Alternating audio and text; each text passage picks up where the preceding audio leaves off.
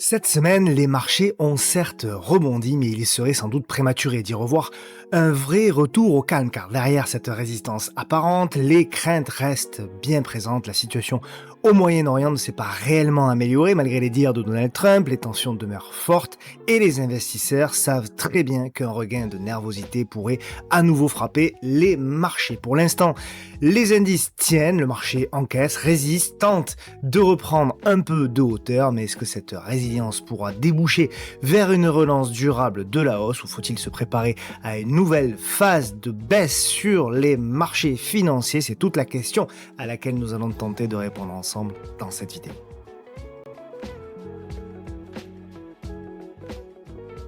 Bonjour à toutes et à tous, j'espère que vous allez bien, je suis ravi de vous retrouver dans cette nouvelle vidéo hebdomadaire bourse, trading et investissement qui s'intitulera cette semaine la peur. Comme d'habitude, eh bien, le petit message d'avertissement qui stipule que le contenu de cette vidéo est à unique but pédagogique et informatif qui ne constitue en rien un conseil, que vous êtes seul responsable eh bien, de vos investissements et donc de vos trades. Pour celles et ceux qui veulent me retrouver sur les différents réseaux sociaux, vous avez tout qui s'affiche sur cet écran. Pensez toujours à activer la clochette afin de recevoir une notification dès lors que je publie une nouvelle vidéo sur YouTube.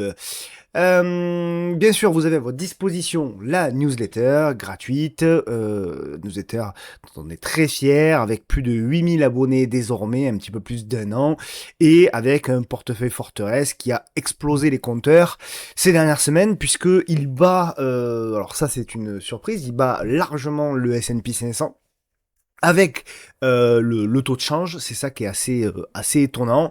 Et puis surtout, il a quasiment pas baissé. Je crois que le drawdown maximal est de 3 ou 3,1%. Donc très peu de baisse ce portefeuille-là. On a touché les 17,5% de performance en comprenant le taux de change. Donc voilà, c'est vraiment exceptionnel. Donc on est très content. Et ce portefeuille, bien sûr, est réplicable et accessible directement sur la table des investisseurs. Vous avez également à votre disposition une formation gratuite avec des modules gratuits intemporels. Vous pouvez vous former directement sur le site, le podcastdelabourse.fr. Il y a 1300 formés. Désormais, vous voyez, il y a différents modules sur différents sujets, la bourse, la gestion privée, l'immobilier, etc.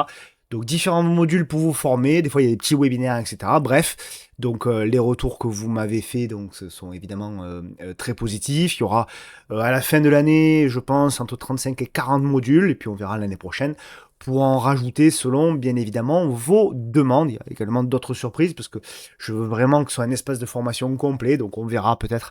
Mon rêve c'est de faire un examen final pour tout le monde, gratuit bien évidemment, mais ça demande au-delà de le faire, ça demande des compétences techniques pour refaire quelque chose d'assez dynamique, etc. Bref, et là pour le coup, je suis pas très très bon moi en informatique, donc il faudra que je me renseigne, ou éventuellement, s'il y a des gens qui m'entendent et qui veulent participer à ce projet, qui ont des compétences là-dessus, avec grand plaisir, n'hésitez pas à me contacter. Bien évidemment, sur le site, vous avez également nos programmes d'accompagnement, MTT Premium, le programme historique, et MTT Découverte, le petit nouveau qui est arrivé plus récemment, donc dans lequel on accompagne au total 270 membres. Je remercie chaleureusement mes partenaires qui me permettent de réaliser tous ces contenus vidéo, formation, etc. Gratuit, Trade Republic, Bitvavo, Urutia, ProRealTime au coffre. Et Investing, d'ailleurs, Investing est en promotion pendant, je crois, 48 heures, 3 jours. Je vous mettrai le lien en commentaire. Alors, vraiment, ça fait des abonnements vraiment cadeaux. Donc, n'hésitez pas, si vous aimez bien le fondamental.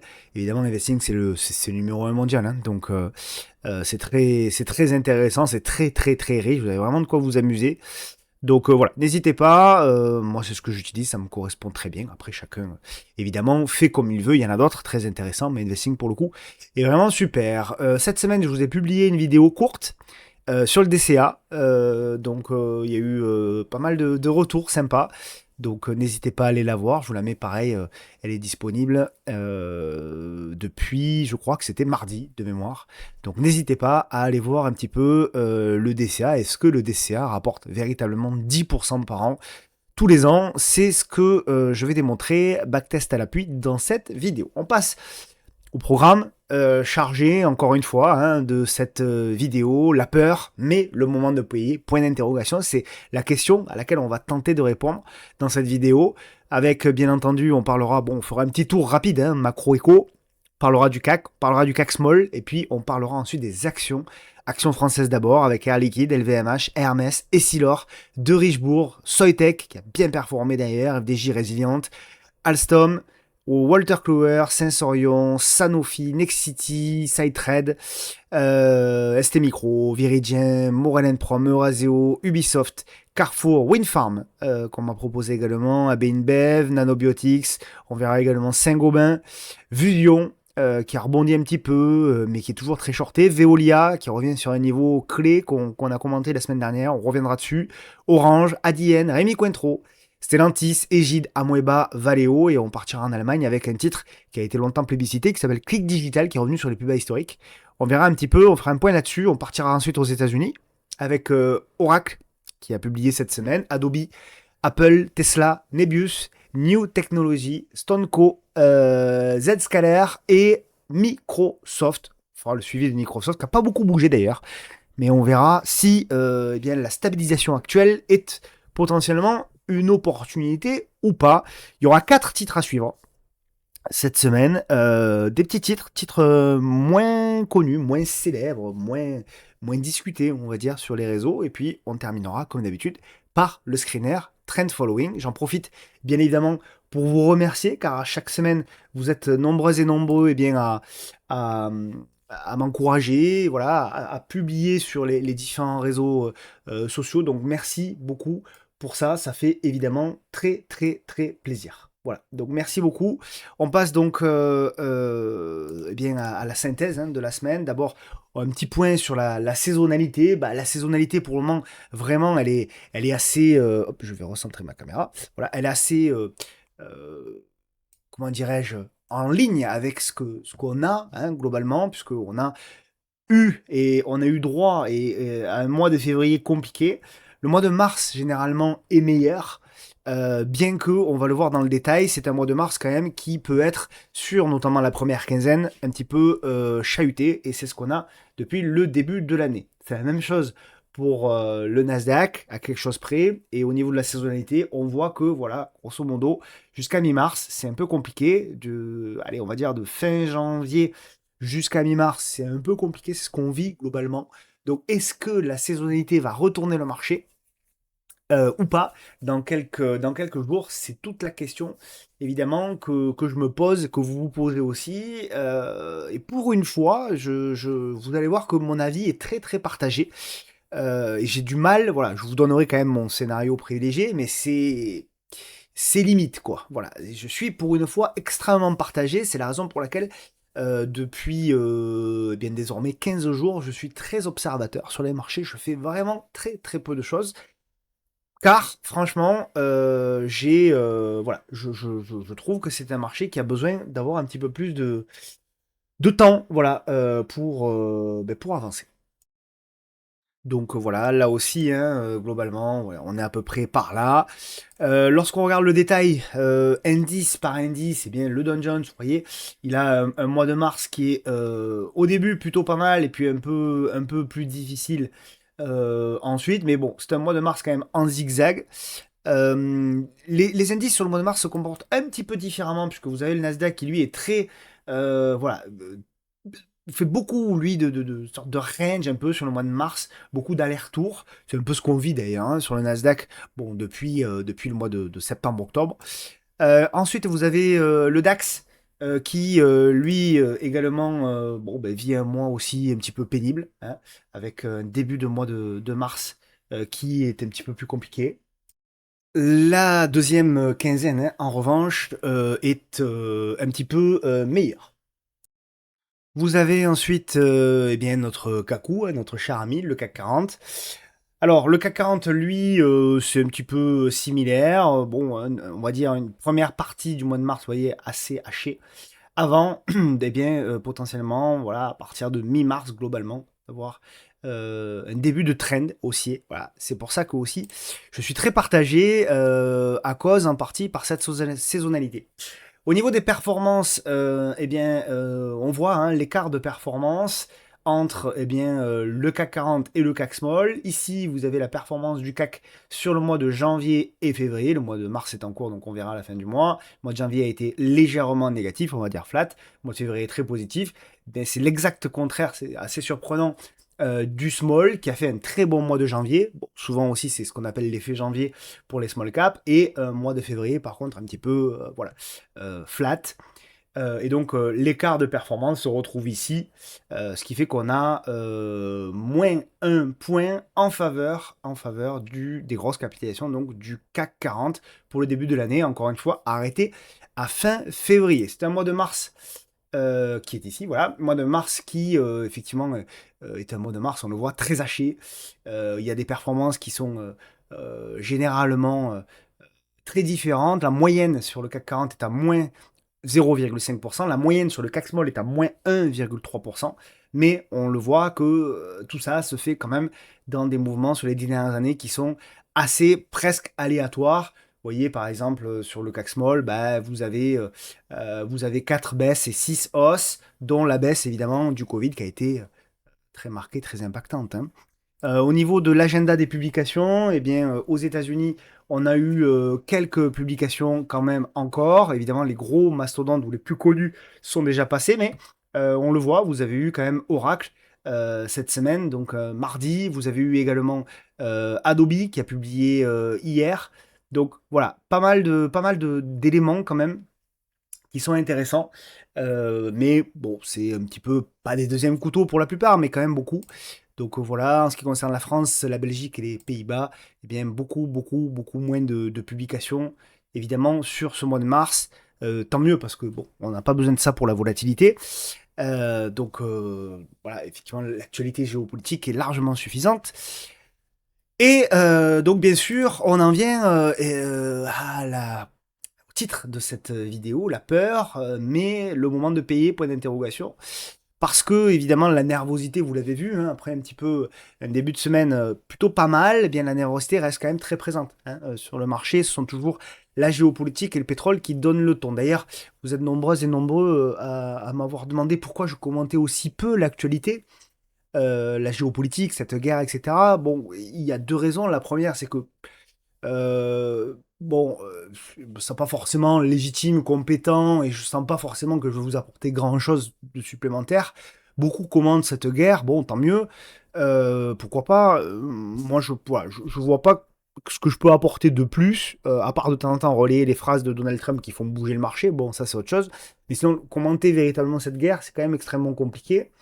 D'autant que, moi, la dernière fois que j'ai donné mon avis sur une guerre, c'était l'Ukraine en disant qu'elle allait durer 3 semaines, ben elle a duré 3 ans, hein, elle dure encore. Donc il faut avoir un petit peu d'humilité et ben, se dire que ben, si on s'est trompé la fois dernière, vaut mieux peut-être avoir un petit peu de voilà, un petit peu de recul et peut-être moins avoir de certitude et encore une fois avoir un petit peu d'humilité quant à celle-ci de guerre. Donc voilà, là aussi malgré tout, bon au fond de moi, je suis pas persuadé au vu de la conjoncture que ça dure des années, mais encore une fois, il faut avoir l'humilité de dire que, pour ma part, en tout cas, je me suis trompé il y a 3 ans, donc j'essaye, dans la mesure du possible, d'éviter de commenter, de donner un avis qui ne vaut pas grand-chose, de toute manière, qui vaut surtout pas plus que d'autres. Donc voilà, les places européennes ont rebondi en début de semaine, mais semblent avoir du mal à tenir ce rebond dans un climat marqué par une forte aversion au risque. Le conflit au Moyen-Orient continue d'alimenter les inquiétudes des investisseurs, tandis que la flambée, vous l'avez vu, des cours du pétrole ravive les craintes autour de la croissance mondiale, évidemment, puisque ça pèse, et d'un retour de tension inflationniste. Ça y est, nous y sommes. On en avait parlé un peu en amont sur cette chaîne en disant que plus personne n'avait peur de l'inflation et que c'était là, comme de par hasard, qu'il y aurait certainement un élément qui allait remettre l'inflation sur la table. La guerre, évidemment, a projeté à nouveau ce sujet-là sur cette fameuse table, et donc tout à coup, tout le monde se met à avoir peur. Il n'y aurait rien de pire, en effet, qu'une inflation qui venait à reprendre. Ce serait en plus une inflation extrêmement difficile à contrôler, parce que contrairement à l'inflation qui avait été présente post-Covid, qui était une inflation de demande, encore une fois, car ben, tout le monde avait été bloqué chez soi, etc. Donc on avait des envies, puis on avait de l'argent aussi, hein, puisqu'il y avait les États qui nous avaient bien alimentés. Donc il y avait beaucoup de gens qui avaient des sous de côté, qui avaient très peu dépensé, qui disaient, ben, pour une fois que j'ai un peu d'argent de côté, vu que j'ai été bloqué chez moi, je vais en profiter, je vais dépenser, je vais acheter une voiture, je vais voyager. Et ça, si vous voulez, ça avait créé des tensions pardon, inflationnistes, mais les tensions inflationnistes par la demande. Ce qui n'est pas du tout le cas aujourd'hui, pas du tout, parce que s'il y a de l'inflation, que potentiellement il pourrait y en avoir, c'est pas parce que les gens consomment plus. Je dirais même que les gens consomment moins presque. Les tensions, elles viendraient tout simplement parce que les coûts de production ont été beaucoup plus élevés. Les coûts de production, ben voilà, quand par exemple vous devez acheminer des tomates, allez, admettons par camion, et bien que vous devez faire ça entre le sud de l'Espagne et ne serait-ce que la France, ben vous allez avoir 1500 km, 1400 km. Ici c'est le nord de la France, n'en parlons pas. Eh bien, au lieu d'avoir deux pleins d'essence à, je sais pas moi, à 100 euros, ben, vous allez avoir deux pleins d'essence à 120 ou 130 euros. Donc le coût, évidemment, pour la charge, pour l'entreprise qui transporte ces tomates, elle est obligée de le répercuter in fine sur les prix, donc sur nous. Et donc là, pour le coup, contrairement effectivement comment dirais-je, ce qui s'était passé, si vous voulez, post-Covid, où il suffisait, entre guillemets, pour les banques centrales, de remonter les taux pour empêcher, entre guillemets, cette surconsommation, ben là, on ne peut pas vraiment. Donc, même si les banques centrales venaient à relever finalement les taux, ce qui serait une catastrophe pour l'économie, d'ailleurs, je pense qu'il ne faut pas le faire, ben, je pense que la problématique, c'est que ça n'aurait pas d'impact, entre guillemets, même pas du tout, sur cette inflation-là. Là où, contrairement encore une fois à 2020, on pouvait avoir de l'impact grâce au taux. Voilà, donc si cette guerre dure, cette inflation risque de revenir sur le devant de la scène, et effectivement, ce sera un problème. Ce sera un problème pour l'économie, ce sera un problème pour la consommation, ce sera un problème pour les banques centrales, et peut-être, et in fine, ce sera un problème aussi pour la bourse, car les entreprises pourraient être impactées aussi, évidemment. Donc le marché évolue dans une logique de prudence extrême, faute de véritables perspectives de désescalade diplomatique. Les investisseurs redoutent désormais un scénario plus complexe, avec une activité économique qui ralentirait pendant que les prix de l'énergie et des matières premières repartiraient à la hausse. C'est exactement ce qu'on disait. Le VIX, installé depuis quelques semaines désormais, au-dessus des 24, confirme ce retour d'un stress significatif collant sur les marché. Le pétrole, encore une fois, reste au cœur, bien évidemment, de toutes les attentions. La volatilité observée sur l'or noir illustre parfaitement le niveau d'incertitude actuel, malgré la décision de l'Agence internationale de l'énergie de débloquer 400 millions de barils issus des réserves d'urgence. Eh bien, le marché considère encore la réponse insuffisante face au risque de perturbation durable de l'offre. Donc là encore, on voit qu'on essaye de faire des choses, mais le marché, pour le moment, décide que c'est largement insuffisant. Résultat, le Brent progressait et reste encore largement au-dessus des 90 dollars. Je n'ai pas regardé ce matin, mais hier, on était à proximité, vraiment tout proche des 100 dollars. Et ça y est, nous y sommes, 100 dollars, 100 dollars, 101 dollars quasiment ce matin. Donc vous voyez que c'était quand même, et le WTI 95. Donc on voit que c'est un dollar très très très fort quand même. Et ça, c'est assez inquiétant, on va pas se mentir, hein. Ce regain de tension se diffuse à l'ensemble des classes d'actifs. Sur le marché d'échange, le dollar, que tout le monde voyait mort, hein, d'ailleurs, hein, vous vous souvenez, depuis la fin de l'année dernière, tous les analystes sur Twitter, les grands analystes, ils disaient bah, c'est la fin du dollar, etc. Et nous-mêmes sur cette chaîne, vous le savez, on disait attention, le dollar est très survendu, vous aurez un minimum un rebond, etc.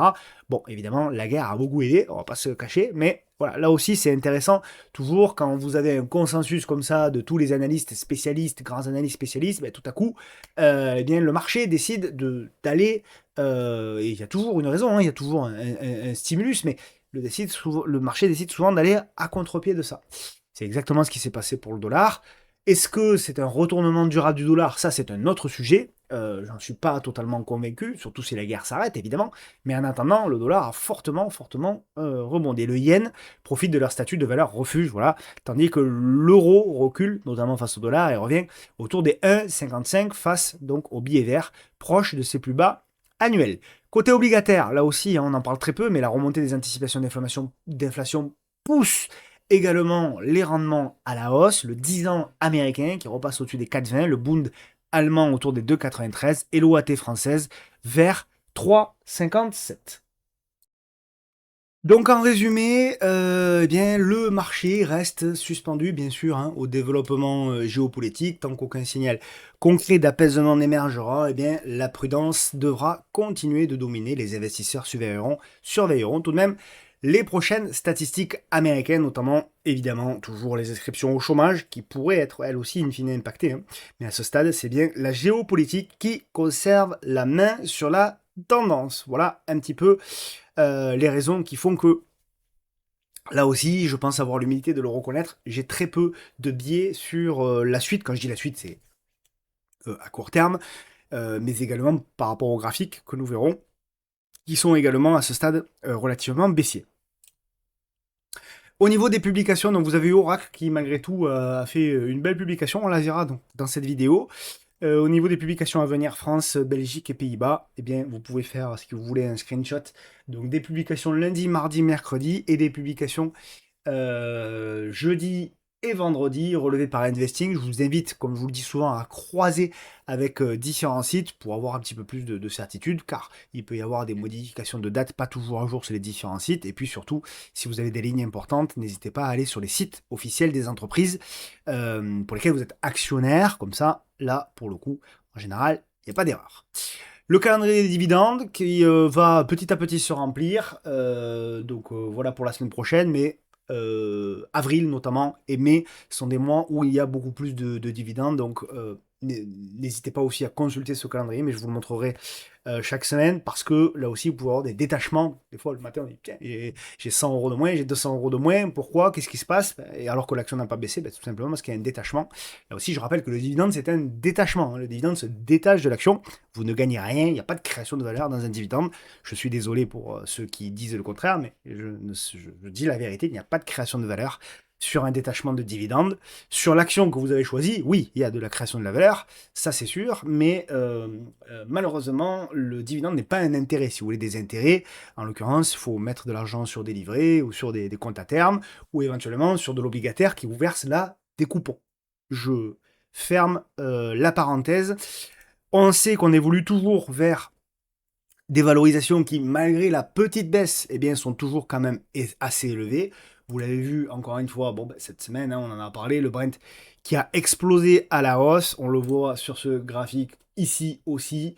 Donc voilà, donc on est même un petit peu plus haut désormais puisqu'on est proche des 100. On voit aussi qu'au niveau des valorisations, eh bien qu'aujourd'hui, on a des cycliques hein, qui sont revenus voilà, aussi chers finalement que des valeurs défensives, hein, ce qui les rend pour moi un petit peu plus vulnérables, surtout en cas de baisse de confiance. Donc avec la hausse des coûts, notamment de l'énergie et des perturbations commerciales, eh bien ça pourrait accentuer la pression en freinant effectivement l'activité. Pour le moment, bon, la guerre n'a que 11 ou 12 jours, donc si vous voulez, les répercussions, on arrive un peu à... Mais si ça commence à durer, là, ça peut être un problème. D'ailleurs, on voit très bien que Donald Trump n'a pas la volonté que ça dure, hein, c'est bien normal, hein. On a toujours donc ces Mac 7 hein, aussi, les 7 magnifiques qui sont toujours dans ce range. Et ce qui est très intéressant, on en a parlé aussi la semaine dernière, mais je vous le remontre, hein, c'est qu'aujourd'hui, les Mac 7, en enlevant Tesla quand même, parce que bon, si on prend Tesla, ça explose, mais en enlevant Tesla, c'est vrai que, dont Microsoft d'ailleurs, qu'on verra, hein, les Mac 7 sont redevenus à des prix, sont revenus à des prix cohérents. Alors cohérents par rapport à eux déjà, et cohérent par rapport au reste du marché, puisqu'il y avait toujours des primes. Vous savez, on payait un petit peu plus cher, normal, hein, on paye un petit peu plus cher la qualité, la grosse boîte, la boîte avec un peu plus de certitude. Mais aujourd'hui, on voit qu'on revient sur des valorisations qui correspondent avec le reste. Donc toute la question est de savoir en fait finalement, et c'est là la difficulté, c'est est-ce que tout le marché globalement va baisser et donc va entraîner aussi la baisse des Max 7, ou est-ce que le marché va finalement se tenir et que finalement les investisseurs vont décider de réallouer du cash sur ces 7 magnifiques. Voilà, c'est toute la question qui est évidemment pas évidente. Ce graphique-là, c'est le graphique de l'inflation et le comparatif de l'inflation entre 2021 et l'avenir, jusqu'à 2031, et également ce qu'on avait vécu dans les années 70-80. Donc voilà, on voit qu'il y a quand même des similitudes. Vous avez un autre graphique qui le montre ici. Voilà, j'essaie toujours de trouver deux points, deux sources qui disent la même chose. On voit effectivement que ben, on a eu un tassement de l'inflation et qu'on pourrait, si c'est le cas comme dans les années 70, on pourrait avoir un retour. Moi, très sincèrement, je vous l'ai dit la semaine dernière, j'y crois relativement peu. C'est-à-dire, je pense, oui, qu'on peut avoir des tensions inflationnistes. Je pense qu'on peut revenir à des niveaux d'inflation peut-être à 4, à 5%, pourquoi pas, hein. Mais je doute qu'on aille sur des tensions inflationnistes aussi fortes.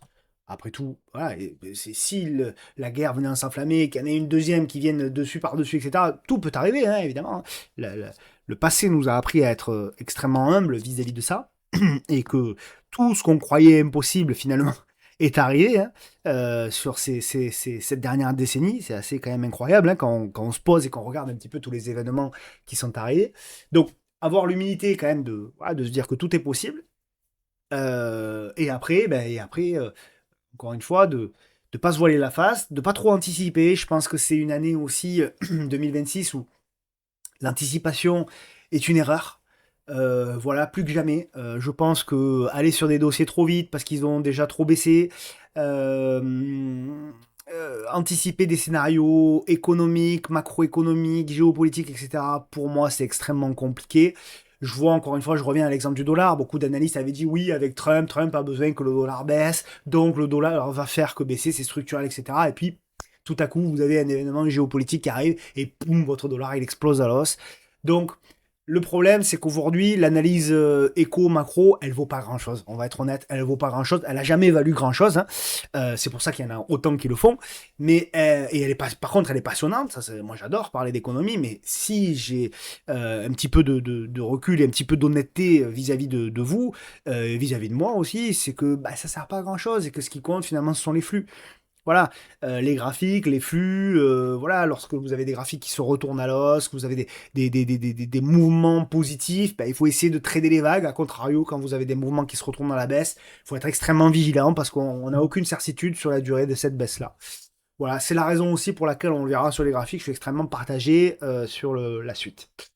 Voilà, d'autant qu'on a encore voilà, d'autres scénarios. On l'a vu avec le chômage qui également repart à la hausse. On a ici l'emploi dans le secteur du travail temporaire qui a fortement chuté également. Et souvent, ça annonce des récessions, même si pour le moment, bah, cette récession, elle a pas été présente. Mais bon, voilà, malgré tout, on voit que on a des moments en difficulté. Tout, grosso modo, les indicateurs macroéconomiques, on le voit ici en orange, se sont retournés à la baisse. On n'a pas encore, on le voit ici en vert et en rouge, d'abord un scénario de récession et ensuite une baisse des marchés. C'est vrai qu'on l'a pas encore, mais voilà, il faut quand même, on a quand même beaucoup, beaucoup, beaucoup d'indicateurs qui nous invitent à la prudence. Il faut pas le négliger. On a évidemment des risques de crédit également sur le secteur tech qui ne cessent d'augmenter, on l'a dit aussi. Ça, c'est pour tout ce qui est négatif.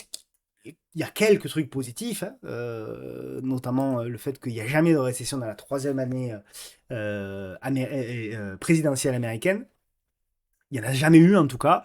Et c'est généralement dans la quatrième année qu'il peut éventuellement y en avoir. Donc là aussi, on verra si et ce sera le cas, si on va encore échapper dans cette année électorale américaine, cette troisième année, si on va encore échapper à une récession ou pas. Moi, mon scénario, vous le savez, il est toujours le même. Je pense que les indices sont en train de nous dessiner des gigantesques ranges qui vont durer des semaines, des mois, voire probablement même des années, qu'on va peut-être par de temps en temps faire des nouveaux plus hauts, voilà, comme ça a été le cas dans les années 40, mais aussi faire des années des plus bas de temps en temps, va nous revenir faire des plus hauts, puis voilà. Et je pense que quand on va prendre du recul, peut-être dans 5 ans, on va se dire, purée, mais finalement, il s'est pas passé grand-chose. Pour peu qu'on mette en face le taux de change et qu'on mette en face l'inflation, ben les indices, finalement, ils n'ont pas ou peu progressé.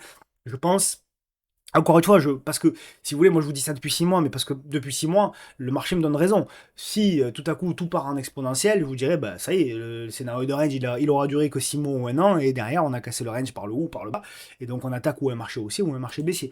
Mais voilà, il y a beaucoup de similitudes là aussi par rapport aux années 99-2000, où on avait eu effectivement ce scénario un peu de range. Donc je pense qu'on est là-dedans, moi. Ouais, je pense qu'on est là-dedans. Ce qui est très positif d'ailleurs, hein. Ne voyez pas ça comme quelque chose de négatif, ou alors je me suis mal exprimé. C'est parce que je parle des indices. Je parle des indices qui ont été fortement valorisés aussi par quelques valeurs qui sont surpondérées. Mais en revanche, ce qui est assez intéressant, c'est que le stock picker, les stock pickers que nous sommes, pour la majorité d'entre vous, si vous regardez cette vidéo, c'est qu'il y a une majorité qui fait du stock picking.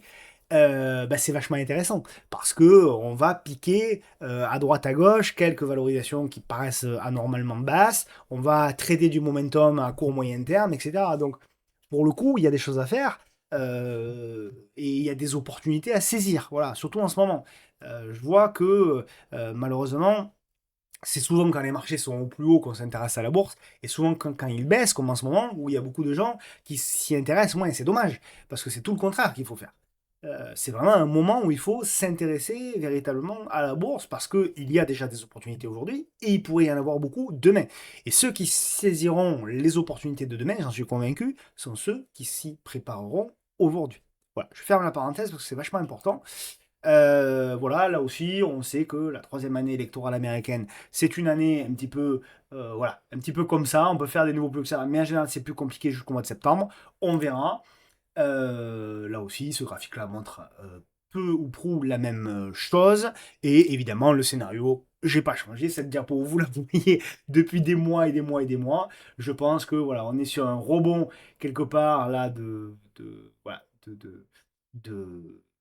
du VIX. Je pense, c'est là aussi qu'on peut quand même avoir un sursaut d'orgueil, mais je pense que globalement, toute l'année après sera compliquée, avant peut-être une fin d'année un petit peu plus intéressante. Je rappelle que c'est le VIX, donc quand le VIX monte, généralement, c'est que les marchés baissent, et inversement.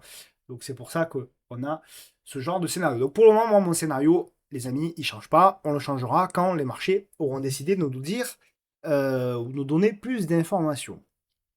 Comme d'habitude, vous avez à votre disposition la newsletter, vous le savez, elle est gratuite avec donc le fameux suivi du portefeuille portefeuille Forteresse qui a fait lors du dernier relevé donc du mois de février, qui a fait une performance de 16,76%. Vous avez eu cette semaine la riche lettre mensuelle institutionnelle.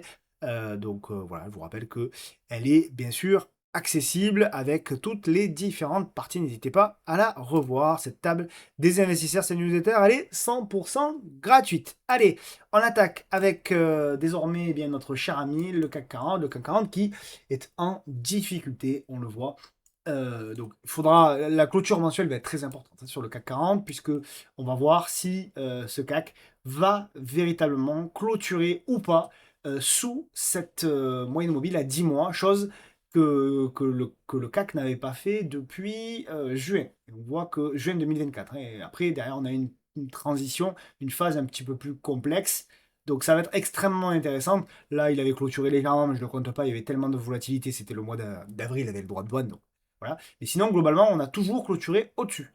Donc effectivement, voilà, il va falloir voir. Pour le moment, on va dire que c'est même à long terme, on va dire que c'est neutre à baissier. Sur l'hebdomadaire, on a retourné pour moi l'hebdomadaire la tendance, donc on est bien baissier, on est sous la moyenne mobile qui s'est retournée à la baisse.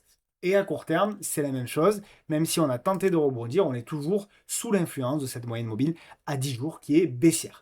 On a même, donc on avait ce biseau ascendant, on a tenté de casser par le haut et donc de partir en exponentiel, on a été rattrapé, pouf, on est venu sur le bas de biseau, on a fait un rebond, et derrière, on a cassé le biseau, on a fait le pullback, et on repart à la baisse.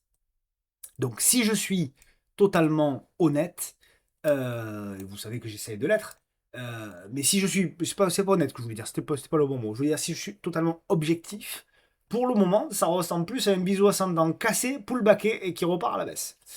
Donc, quel est le scénario principal auquel je m'attends là ces prochaines semaines? Je m'attends là aussi à une réduction de volatilité à un moment donné. Il y en a eu un petit peu ces derniers jours, mais c'est pas encore ça. Donc je m'attends quelque part à un scénario de zigzag qui pourrait durer peut-être encore pas mal de séances. Et après, on verra si le CAC a effectivement un stimulus, fin de guerre par exemple, qui va lui permettre de repartir éventuellement à la hausse. Je pense pas qu'on ira péter tout de suite des nouveaux plus hauts, mais au moins un pullback aux alentours des 8002, 8003, titiller peut-être ce gap-là. ou à contrario, si le CAC 40 eh bien, va congestionner, mais va casser à la baisse. Et à ce moment-là, pour moi, on aura enfin de grandes opportunités long terme qui vont se dessiner. J'ai pas encore, voilà, mais il y a plusieurs zones, notamment cette zone-là des 7004, 7005, 7450, voilà, toute cette zone-là. On verra, on a le temps, on ajustera au fur et à mesure, mais pour moi, voilà, les deux scénarios. Alors, et comme voilà, je vous dis, je suis très partagé, très, très, très, très partagé pour toutes les raisons que je vous ai expliquées. Vous voyez, c'est très compliqué.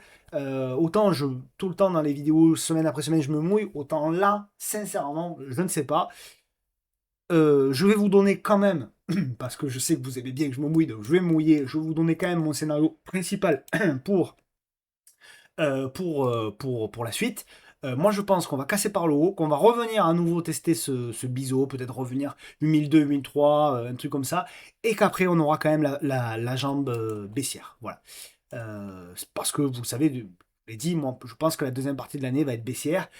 On aurait pu, avec cette cassure, ce qu'on a voulu peut-être éventuellement penser, c'est aller tester les plus hauts avant d'avoir le retournement à la baisse. Ben, finalement, tout ça a cassé par le bas, mais je m'attends toujours sur cette seconde partie, donc je m'attends toujours là à un rebond quelque part, mais derrière à une reprise de la baisse. Donc pour moi, ce rebond, s'il a lieu, il faudra le jouer, hein, au moins en swing, mais il faudra le jouer avec voilà, quelque part la petite musique dans la tête en se disant attention, le moindre signal baissier sera certainement vendu et vendu massivement, avec beaucoup, beaucoup de prudence. Donc voilà pour moi globalement ce qu'on peut avoir. Mais encore une fois, beaucoup d'humilité là-dessus, et de ma part, parce que voilà, d'habitude c'est 60-40, là c'est 51-49, quoi. Vous voyez, donc franchement, je sais pas. Je sais pas. C'est celui-là mon privilégié, mais j'hésite encore beaucoup. Voilà, au niveau du small, alors, qu'est-ce que je l'ai pas vu le small, comme ça on va le découvrir ensemble, je l'ai pas vu cette semaine. Ah, le small, vous voyez, pas terrible non plus, hein. Pas terrible non plus, il est en train de, il est en train de, la congestion, alors là, elle est toujours valable, hein, la figure, hein. Elle est toujours valable, on est toujours quand même plus ou moins dans cette zone-là, mais attention, attention de ne pas lâcher.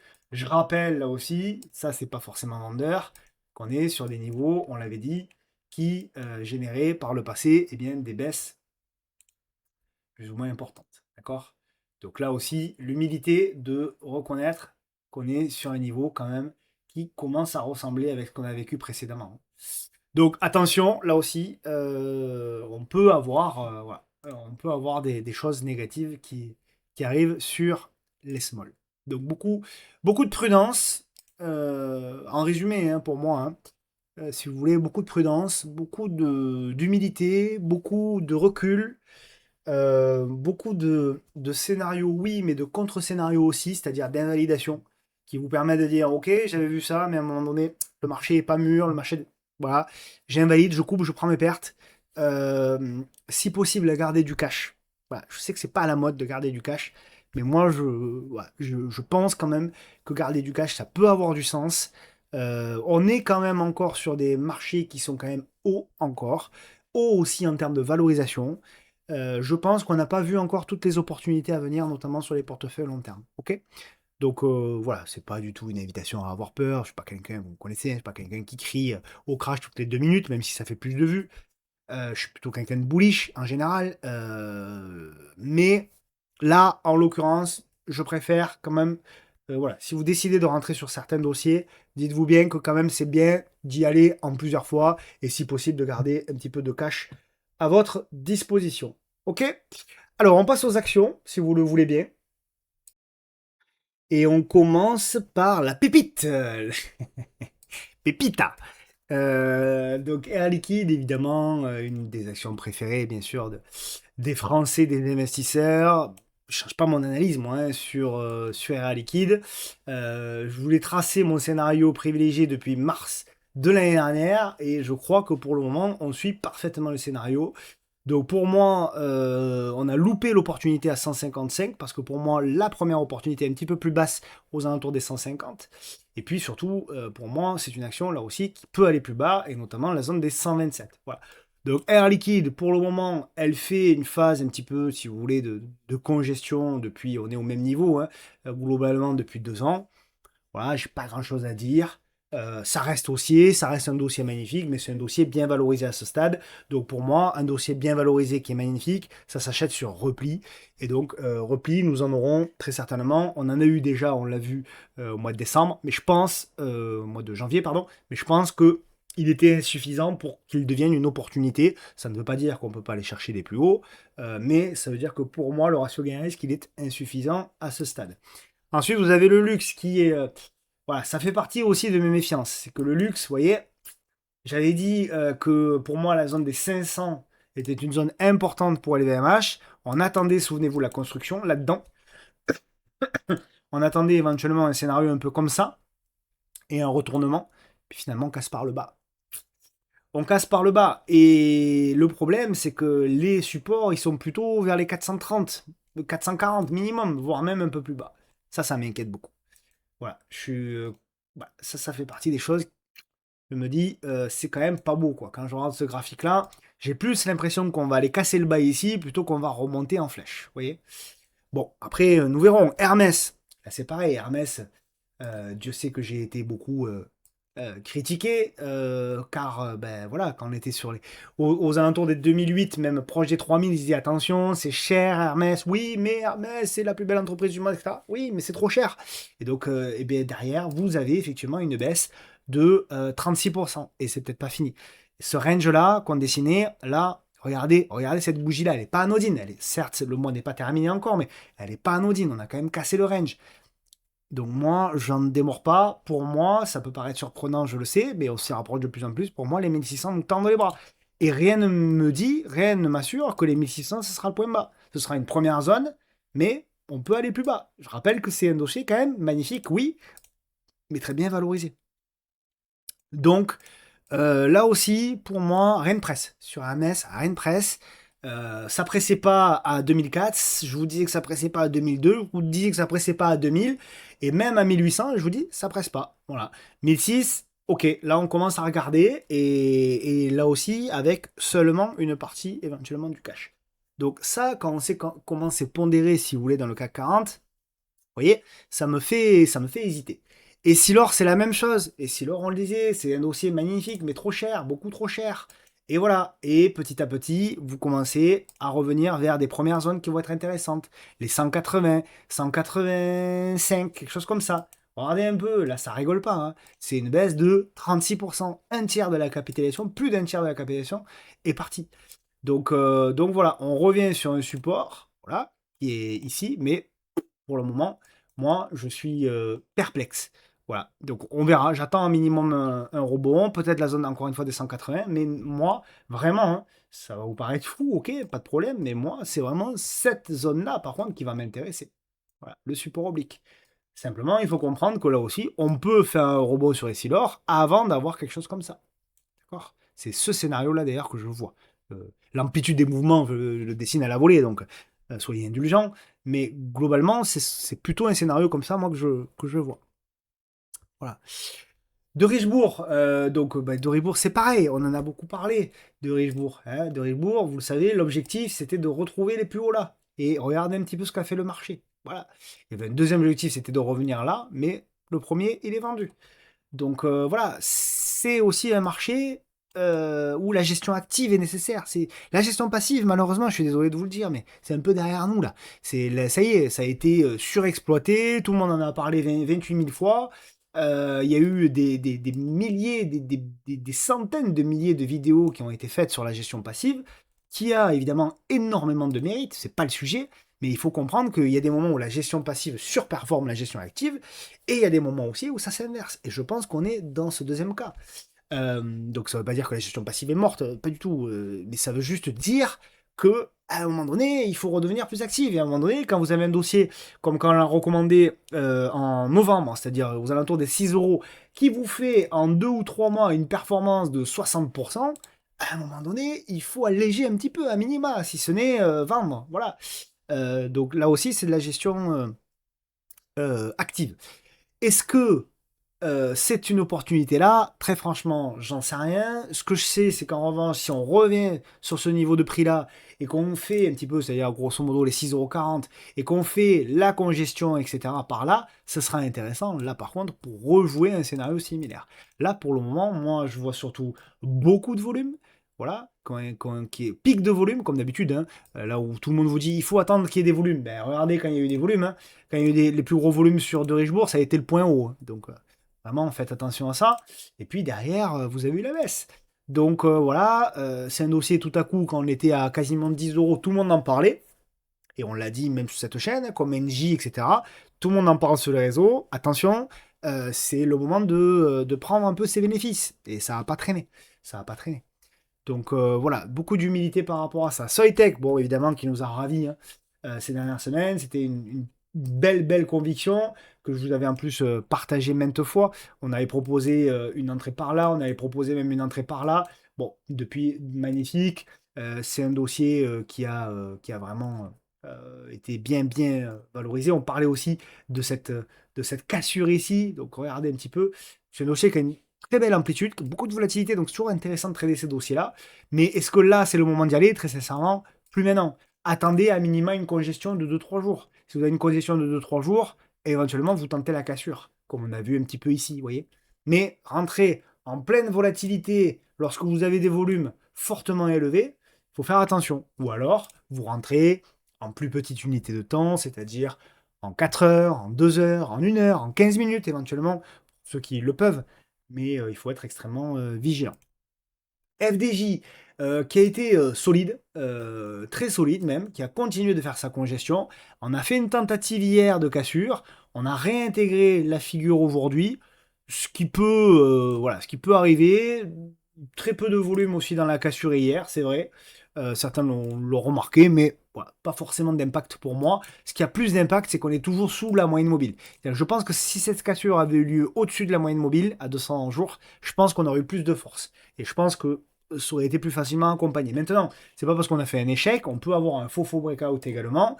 Donc, ce qui va beaucoup m'intéresser, moi, c'est la semaine prochaine, si on a la capacité de congestionner et de tenir. Si on l'a, alors on joue la cassure. Ok?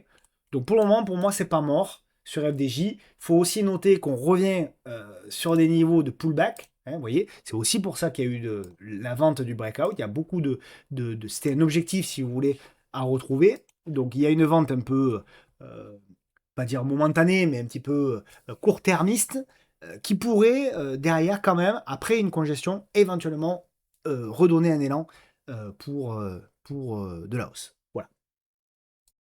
On passe ensuite à un dossier que j'aime beaucoup, que beaucoup aiment aussi. C'est un dossier quand même qui est en difficulté hein, depuis des mois et des mois, voire des années. C'est le dossier Alstom. Alors Alstom, pourquoi j'aime bien? Déjà, je trouve que les fondamentaux sont un petit peu améliorés, mais ça, c'est un autre sujet. Techniquement, j'aime bien parce qu'on revient quand même, voilà, on a breaké, on fait le pullback. Donc ça, c'est un niveau intéressant. On voit qu'il y a toute cette zone également de plus haut. Donc tout ça, voilà, globalement, tout ça quand même, c'est une zone, c'est un niveau de pullback. Et j'aimerais beaucoup voir un petit peu une réaction et une cassure par la suite. Donc pour le moment, c'est un peu trop tôt, hein, à mon sens, d'accord? Donc il faut avoir voilà. Il y a beaucoup de choses qu'il faut observer. On a eu un robot, etc. Mais je la mets dans ma watchlist pour voir si on a éventuellement quelque chose à jouer, éventuellement plus tard. Voilà. Donc dossier à suivre. Trop tôt encore. On voit qu'on a fait appui quasiment MM200 qui est haussière. Donc on est toujours dans une tendance haussière quand même. Mais encore une fois, il faut prendre du temps et laisser les bougies nous démontrer qu'il y a une construction, une congestion, une cassure par le haut, etc., etc. Ensuite, vous avez un dossier qui s'appelle, que vous connaissez tous aussi, qui s'appelle Walter Kluwer. Très beau dossier. Là aussi, hein, on est revenu sur des niveaux quand même de valorisation relativement intéressants, attractifs. Mais pour le moment, le marché n'en veut pas. Pour moi, on est sur un gros niveau. Voilà, un gros niveau. On voit une grosse zone d'échange qui avait duré de 2019 jusqu'à 2021. On est dedans. Il y a des rebonds qui sont en train de se jouer. Voilà, avec notamment ici la moyenne mobile à 10 jours qui s'est redressée. C'est pas hyper fort, mais voilà, il y a cette figure-là éventuellement à regarder, à suivre, et pourquoi pas en cas de cassure par le haut. Si on commence à revenir sous les 64, pour moi, il faudra en revanche devenir beaucoup plus prudent, beaucoup plus vigilant.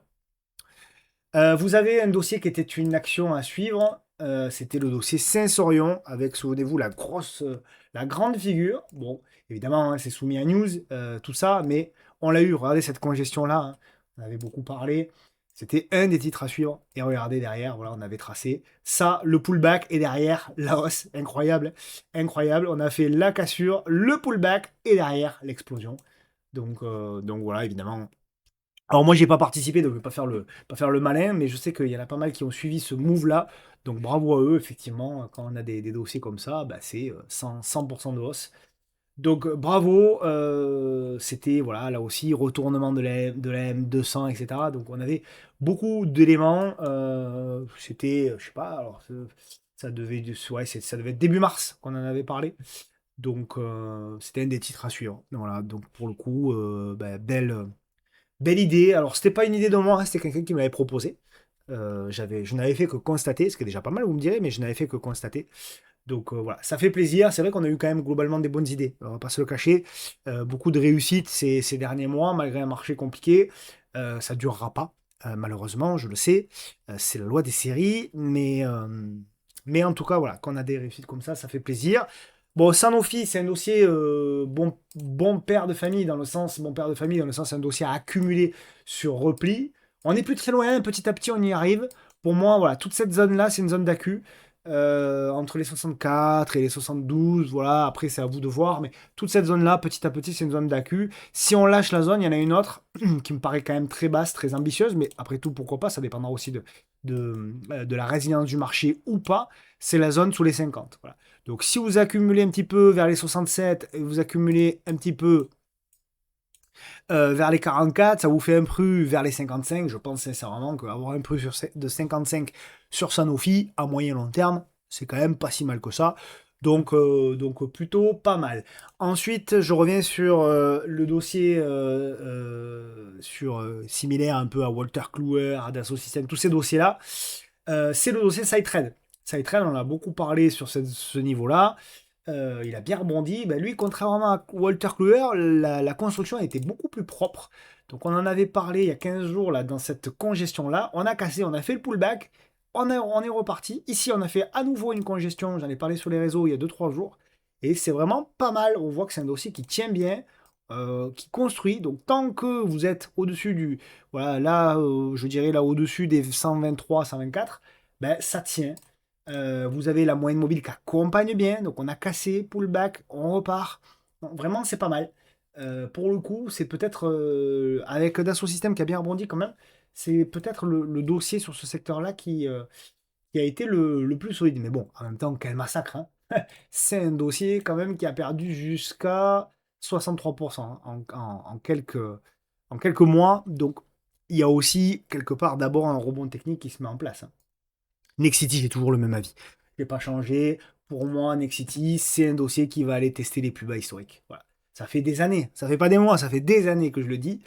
Euh, et je le pense toujours. Voilà. Je pense que Nexity, c'est un dossier qui va venir tester la zone des 6 euros, 6,50 €. On attend ce mouvement. Voilà. Je pense qu'on va venir casser les bas et on verra. Et là, par contre, c'est un dossier qui va m'intéresser, hein. Si on revient sur les plus bas de 2008, c'est un dossier qui va m'intéresser. J'attendrai un signal, quelque chose, parce qu'il y a le temps, mais c'est un dossier qui va m'intéresser sur ce niveau de prix-là. Voilà, donc Nexity, franchement, il n'y a rien à faire. On reste sur le côté. ST Micro, qui est un dossier, ma foi, qui est résilient, toujours résilient, vous le savez, on en a parlé depuis la cassure. On congestionne, un dossier solide pour le moment. On est toujours dans la construction de figures, voilà, toujours là-dedans.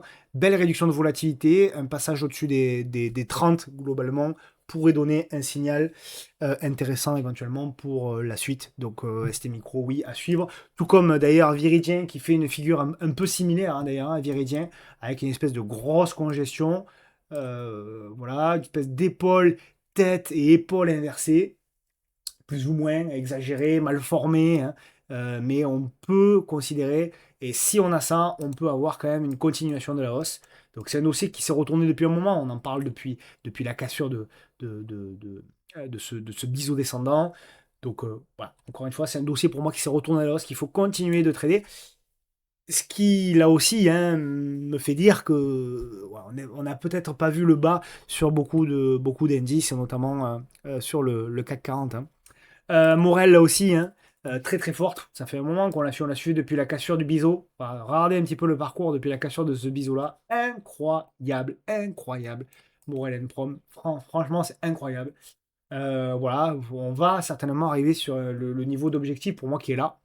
Voilà, c'est les 12 euros. Extraordinaire, franchement extraordinaire. Hein. Donc là, acheter comme ça, pas certain.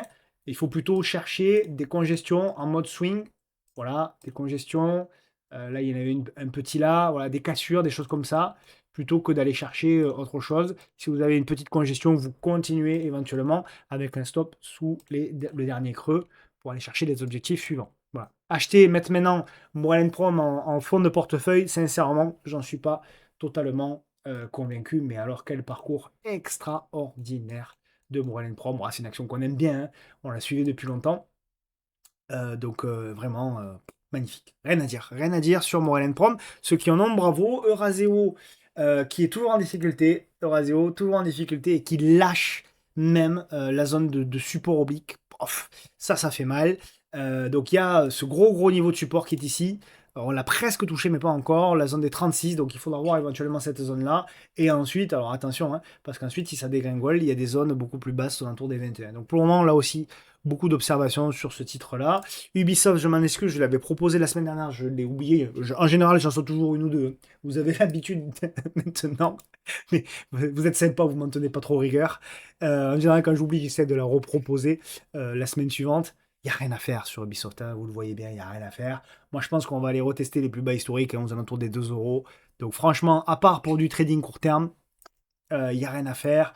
Vous voyez, hein, c'est assez clair, on est sous la moyenne mobile à 10 mois. À chaque fois qu'on va la tester, c'est rejeté, c'est rejeté, c'est rejeté. Tant que vous aplatirez pas, redresserez pas cette moyenne mobile à 10 mois, il n'y aura pas pour moi de nouvel élan haussier profond, en tout cas sur Ubisoft. Après, pour jouer de l'intraday, oui, parce que de l'intraday, elle est volatile. Bon, il y a des choses intéressantes. Carrefour, toujours pareil, c'est solide, hein. C'est solide, Carrefour.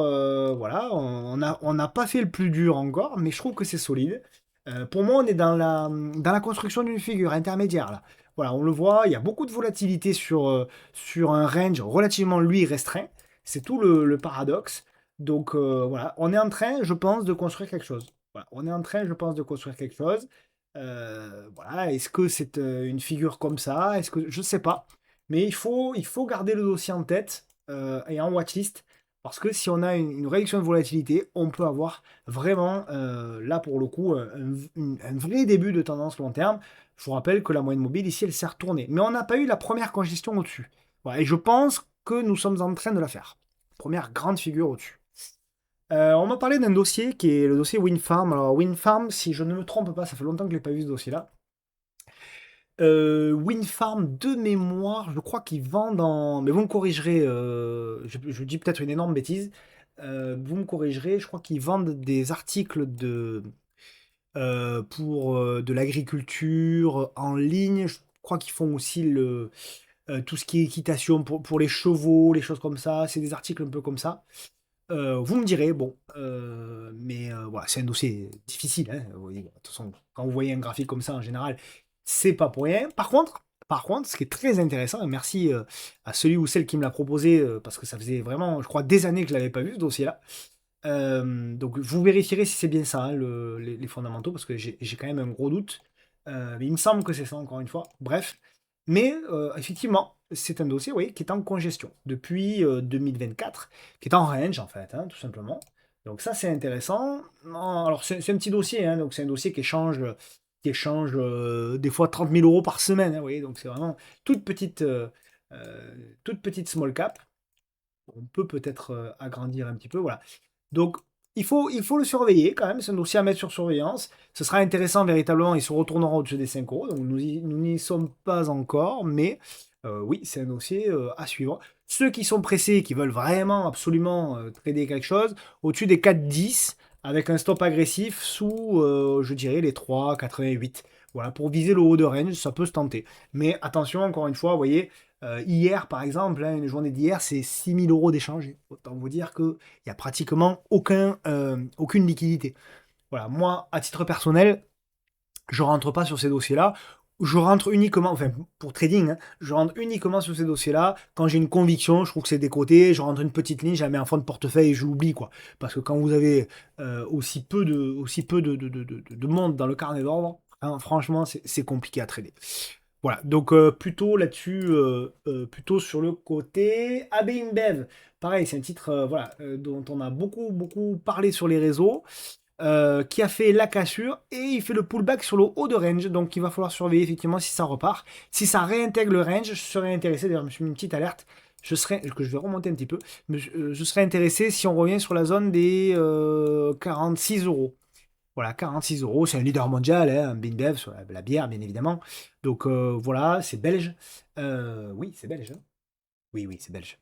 Donc revenir éventuellement aux alentours des 45 euros, c'est une belle zone par contre d'opportunité moyen-long terme.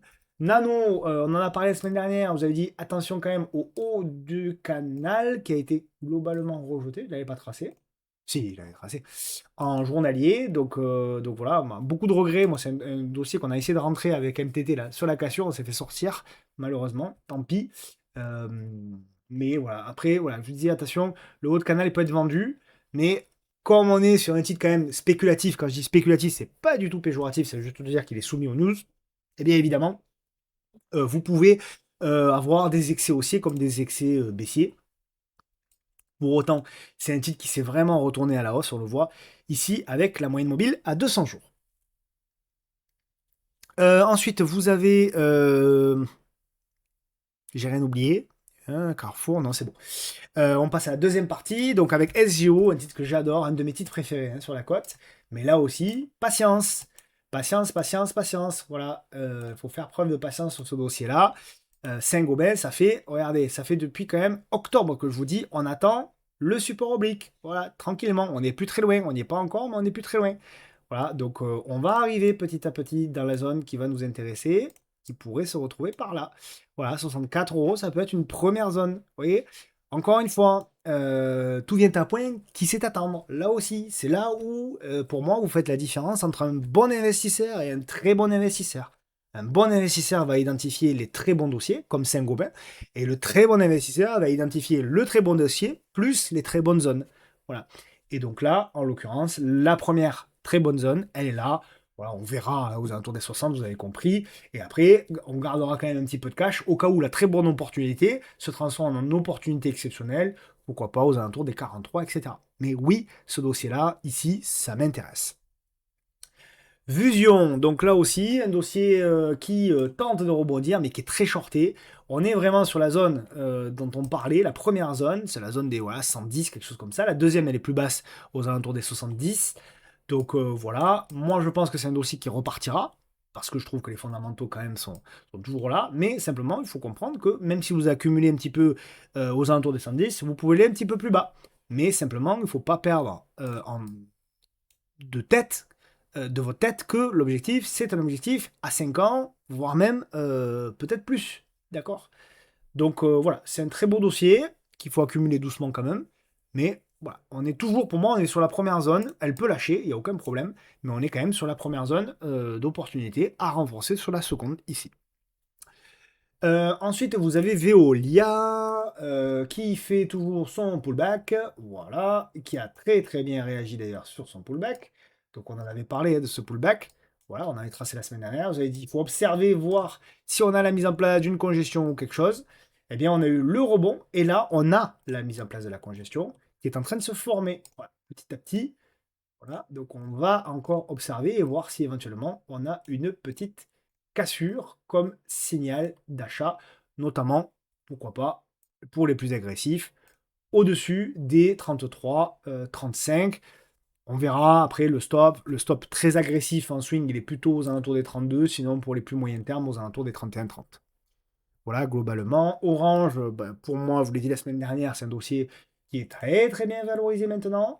D'ailleurs, bon, ben, la semaine dernière, on a bien chuté. Voilà, c'est un dossier qui est très bien valorisé, qui revient toutefois sur une zone de pullback. Voilà, pour du swing, pourquoi pas. Voilà, grosse zone, hein, voilà, ici. Mais il faut vraiment un signal parfait, hein, je dirais, en swing trading pour pouvoir faire en sorte que ce soit intéressant. Bon, on l'a presque, hein, vous me direz. Bon, on l'a presque, hein. On a presque voilà, ici la formation d'une petite figure. Donc en swing trading, pourquoi pas pour retrouver les plus hauts, mais en investissement, attention, on est sur un dossier qui est devenu très bien valorisé désormais. D'accord? Adienne, pour moi, elle va plus bas. Enfin, elle va plus bas. Pour moi, non, c'est pas ce que je veux dire. Pour moi, je pense qu'elle peut aller plus bas et surtout, je pense que ce sera intéressant si elle va plus bas. Et en l'occurrence, sous les 710, ça peut être vraiment une zone intéressante pour Adienne. Voilà. On peut faire du rebond, ce que j'avais indiqué là, mais à mon avis, il faudra faire hyper attention et avoir un stop serré parce qu'on peut avoir une nouvelle attaque baissière. Rémi Cointreau, tout comme Pernod, beaucoup de déceptions. Beaucoup, beaucoup, beaucoup de déceptions. On revient tester les plus bas. C'est dommage, hein. C'est vraiment dommage parce que ces valeurs, elles avaient fait pour moi le plus dur en cassant les biseaux, en revenant congestionner. Voilà.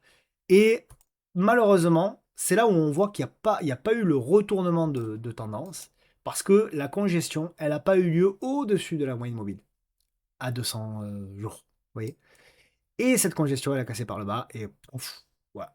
Donc là, a priori, hein, on va revenir tester le support ici des 35.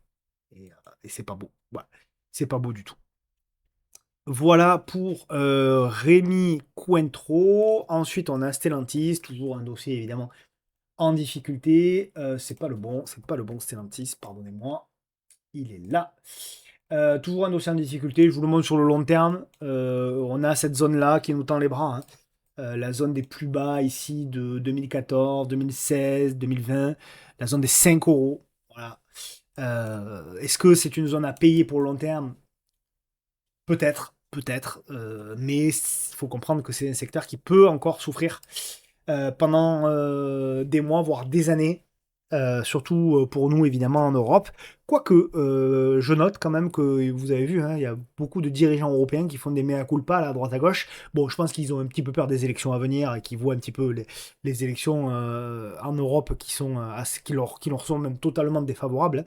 Donc je pense qu'ils commencent un peu à flipper par rapport à ça, mais malgré tout, on ne peut que saluer. Moi, je salue quand même le fait qu'ils commencent à faire des mea culpa. Et, comme disait un lecteur hier, mieux vaut tard que jamais.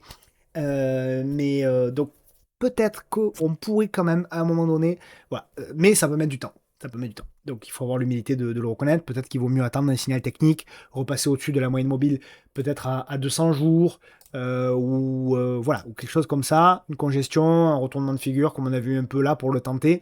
Mais sinon, globalement, ça reste évidemment un secteur qui est en difficulté. Vous avez ensuite un dossier qu'on suit aussi qui est Égide, hein. Toujours, je trouve quand même intéressant techniquement le dossier Égide, puisque vous avez toujours, donc on avait eu, souvenez-vous la semaine dernière, la poussée, le pullback tout aussi violent que la poussée, et là on a la congestion. Donc pour moi c'est un dossier intéressant à suivre au-dessus des 11,11 €. C'est spéculatif évidemment. Et on invalide tout ça par contre si on passe sous les 79. Ça ne retournera pas la tendance, hein. La tendance elle sera retournée pour moi de moyen terme, moyen long terme au-dessus des 1,80. Là c'est vraiment du trading pur et dur. C'est tout. Voilà. Après, on peut croire au dossier, comme je lis à droite à gauche, pourquoi pas. On a le droit, après tout, on a le droit d'avoir des croyances, hein, dans la vie. C'est ce qui fait avancer aussi, l'espoir. Moi, j'ai pas de croyance sur ce dossier spécifiquement. C'est un dossier, je trouve, qui est de qualité moyenne. C'est le moins que l'on puisse dire. Par contre, je constate que malgré tout, c'est un dossier qui est construit au-dessus de la moyenne mobile à 200 jours qui est haussière. Donc, application stricte des flux. Et pourquoi pas, si au-dessus de 1,11 €, on a un signal, pourquoi pas tenter de prendre ce signal. Voilà, avec une invalidation évidemment totale au-dessous des 78 centimes d'euros. Amoeba, on en parlait la semaine dernière, comme un dossier à suivre avec la congestion et commence à titiller. Donc on avait bien placé cette résistance que je vais mettre d'ailleurs en rouge, ce sera plus cohérent.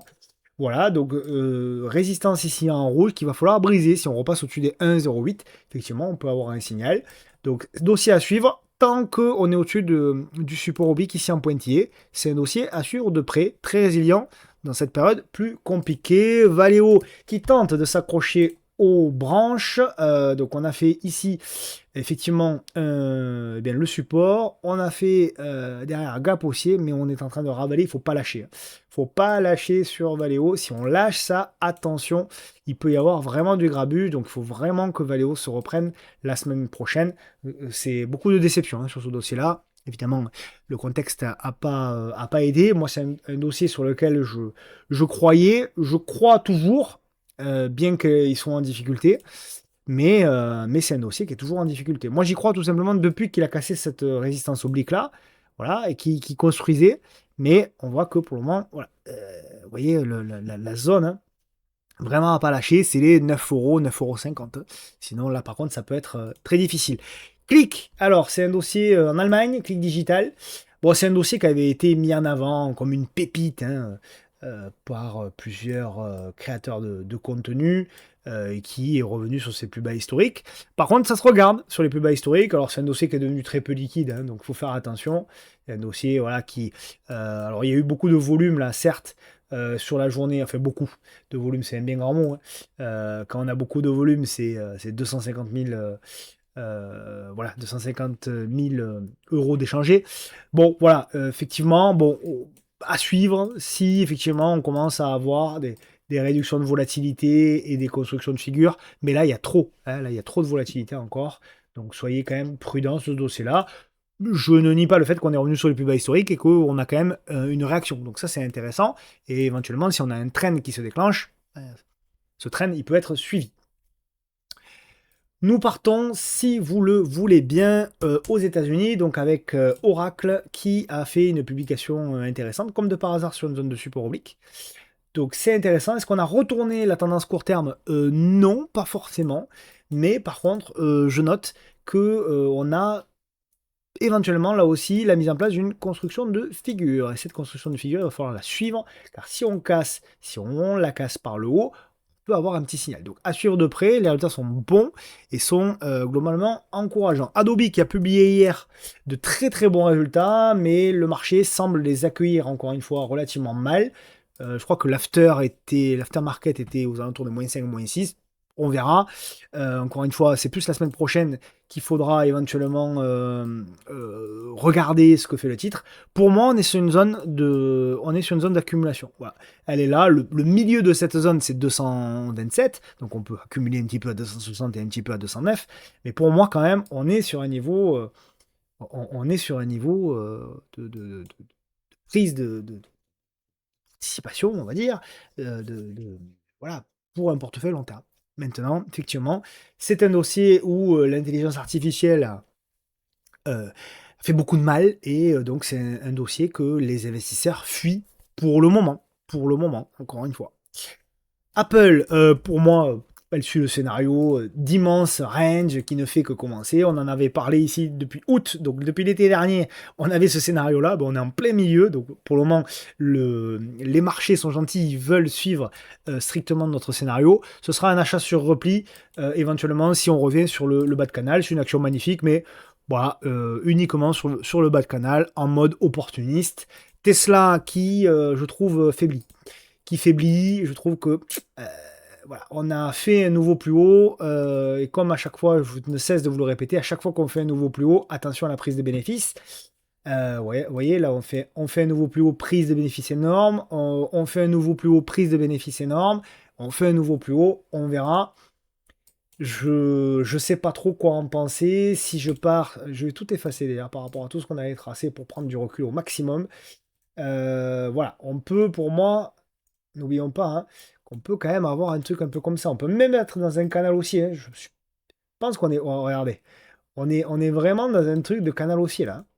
Donc, pour moi, Tesla, c'est un dossier qui peut être intéressant, mais je pense que c'est un dossier qui a la capacité de baisser beaucoup plus. Hein. Ok? Donc, voilà, pourquoi pas aux alentours des 300 dollars et le bas de canal éventuellement. Voilà, toute cette zone-là, vous voyez, vraiment une première zone intéressante. Simplement, il faut comprendre là aussi que il y a très peu de chances que vous alliez comme ça. En général, vous avez plus quelque chose comme ça, vous voyez. Voilà. Si je le duplique, hein, voilà. Donc il y a plus de chances qu'on ait quelque chose comme ça et qu'on aille accumuler progressivement sous les 300 plutôt qu'on aille en ligne droite. Ok? Voilà mon scénario principal sur Tesla. Nebus qui s'est bien reprise. Beaucoup de volatilité sur ce titre, mais je trouve que c'est un titre qui est intéressant à suivre, surtout si la volatilité venait à se réduire. Donc voilà, on avait cette espèce de range. On tente la cassure. À suivre, Nebus, à suivre si on a là aussi réduction de volatilité et éventuellement une cassure pour retrouver les plus hauts à 134. Donc ça se suit. Stoneco, toujours pareil, elle veut pas nous casser cette fameuse énorme résistance. Je vous la mets en mensuel, c'est plus clair en mensuel. Oh, pardonnez-moi, j'ai glissé. Vous voyez, on est toujours pareil. Voilà, gros niveau de résistance. Et pour le moment, on range là-dedans. Incroyable, hein? Incroyable ce niveau pertinent là. Alors, c'est là où on voit que l'analyse technique, quand même ceux qui essayent de la fuir, voient bien qu'il y a quand même des niveaux clés. Tant qu'on ne repassera pas au-dessus des 20 $, on n'aura pas le signal de retournement. Mais oui, ça se regarde de très près. Pour ceux qui veulent en accumuler pour du long terme, effectivement, si on remet sur le bas de range, sous les 8 $, il peut y avoir une opportunité éventuellement à saisir. Ensuite, vous avez du Z-Scalar, qui est ici. C'est une action qui a énormément de volatilité et qui pourrait, là aussi, revenir petit à petit sur une zone d'opportunité. Voilà. Une zone d'opportunité qui pourrait être intéressante. Voilà. Par là, globalement, ça peut être intéressant pour la suite, hein. Donc à suivre si éventuellement on a un signal sur ce titre-là. Et enfin, Microsoft qui a bien résisté après sa forte chute. Très très bien résisté. Voilà, j'ai pas grand chose à dire. Je suis quand même encore un peu plus gourmand. Je pense qu'on peut rebondir, mais je serai quand même un petit peu plus gourmand. Et j'attendrai toujours vraiment cette zone des 300, 360. Voilà, elle est large, hein. Là, c'est le milieu. Donc, c'est entre les 314 et les 355. À vous de voir après, éventuellement, l'opportunité. Mais c'est cette zone, éventuellement, qui pourrait m'intéresser. Les 4 titres à suivre. Donc, c'est des petits titres, hein, pour la plupart. Bilendi. C'est des titres français pour la plupart, pour la totalité même, je crois. Bilendi, donc c'est intéressant par rapport à ça, Bilendi. Voilà. Donc à voir, à suivre de près. Si on a, voilà, on est dans un, hop là, je vais passer un petit peu tout ça, ça c'est vieux. Bon, c'est un titre peu liquide, donc faites attention. Mais on est dans le biseau descendant, vous voyez. Donc à voir, on peut même faire un nouveau plus bas avant de repartir, mais c'est un titre à garder sous le coude. SES, c'est un titre toujours à suivre. Ça fait un moment que je vous en parle de ce titre-là. Pour moi, on est dans la congestion, donc ça zigzague pas mal. C'est un titre baissier à long terme, hein. Voilà, baissier à long terme, mais vous voyez, c'est un titre qui congestionne. Donc si on arrive à repasser les 7 €, on peut avoir un petit signal pour retrouver les 9 € et éventuellement les 10 €. Donc à suivre de près également. Vous avez un autre titre moins connu également, c'est Afiren. Lui aussi, donc c'est un titre qui est, je vais vous le mettre en hebdo, qui est assez intéressant, un tout petit peu comme la configuration technique comme Winfarm qu'on a vu tout à l'heure, qui est un titre qui est très baissier et qui, depuis, est en train de congestionner et fait même une congestion ici dans la congestion. Donc il y aura peut-être quelque chose à tenter au-dessus des 3,10 €, quelque chose comme ça, et surtout au-dessus des 3,30 € et 3,47 €. Donc un titre à suivre de près. C'est un petit titre, encore une fois, faites attention à la taille de position. Et enfin, vous avez un titre qui est un petit peu plus connu, qui est la française, j'allais dire la française des jeux, mais non, la française Énergie, qui elle aussi, alors c'est un titre qui est bien valorisé, malgré tout, je trouve que c'est un titre qui a une configuration technique assez intéressante avec une grosse congestion. Titre difficile à trader parce que fait souvent des mèches, etc. etc. Donc attention à la taille de position parce que vous pouvez avoir des surprises et surtout peut-être mettre des stops en clôture journalière sur ce titre-là plutôt que des stops physiques dans le carnet d'ordre. On passe maintenant donc et on termine avec le screener Trend Following qui est ici. Le voici, le voilà. Alors regardez pas les variations, il y a des bugs en ce moment. sur Saxo, qui brille pas d'ailleurs, Saxo en ce moment. Bref, donc Calré, voilà, Genfit, vous avez toute la liste qui est disponible sur le site, le podcast de la bourse, bien sûr, .fr, et dans la rubrique formation gratuite, vous avez le code qui est disponible que vous pouvez vous-même installer. Ce sont donc tous les titres qui sont toujours en tendance haussière et donc qui auront tendance, si le marché venait à repartir, qui auront tendance à surperformer. Voilà les amis, j'espère que cette vidéo vous a plu. Si tel est le cas, n'hésitez pas comme d'habitude à la relayer. Merci aux plus anciens qui le font toutes les semaines. Merci pour vos commentaires qui évidemment m'encouragent à être là tous les vendredis. Je vous embrasse bien fort. Je vous souhaite évidemment un bon week-end. Prudence sur les marchés, rien n'est fait. J'appelle pas au crash, mais j'appelle pas non plus tout de suite à une reprise. Il faut observer, encore une fois, il faut avoir l'humilité de reconnaître que ce sont les graphiques qui vont nous guider et que les anticiper, souvent, ça nous porte préjudice. Voilà, une fois qu'on accepte ça, en général, les choses vont bien mieux. Voilà, je vous embrasse, c'est un bon week-end, à plus, ciao ciao.